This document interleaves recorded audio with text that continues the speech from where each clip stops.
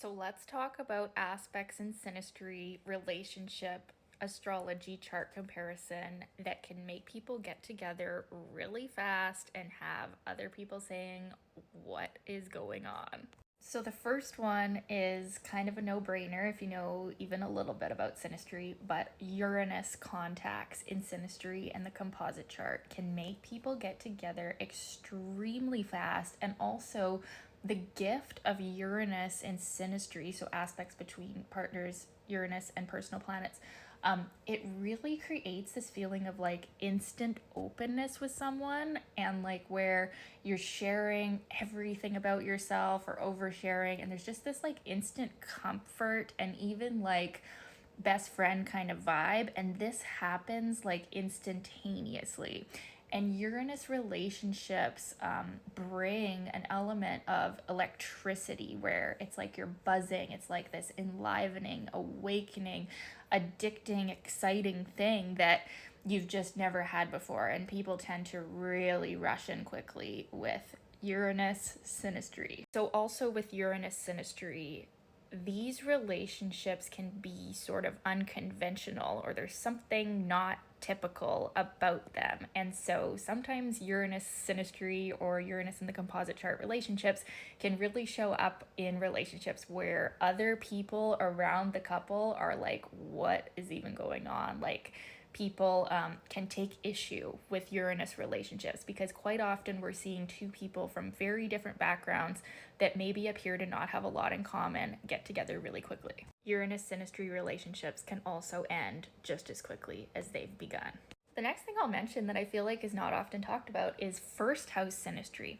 Now, when someone has a personal planet or planet conjunct with our ascendant or in our first house, this creates an instant feeling of familiarity and similarity. And this can create a ton of physical attraction as well. So, synastry where you're really attracted to someone's body is going to be predominantly first house synastry.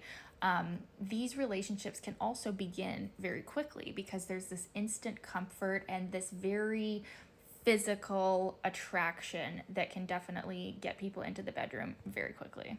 Now, next, kind of on the same page as first house synastry, Mars synastry, because Mars, the natural ruler of the first house, is also very direct and impatient, and Mars energy wants what it wants now and doesn't want to wait around. Mars is the pursuer, the aggressor. And sure, we could have our Mars in a more slower sign, or a more laid back sign, and maybe our Mars isn't going to be as Marsy as some, but usually synastry with a ton of Mars aspects, specifically the conjunction, is going to begin rather quickly because Mars is also sexual fire and the masculine sexual energy that we have.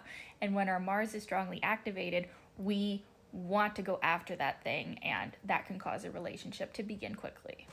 Last but not least, fifth house synastry can make a relationship begin very quickly because the fifth house can feel like a drug. When someone is activating our fifth house of pleasure, love affairs, romance, and children, they can really feel like a lot of fun.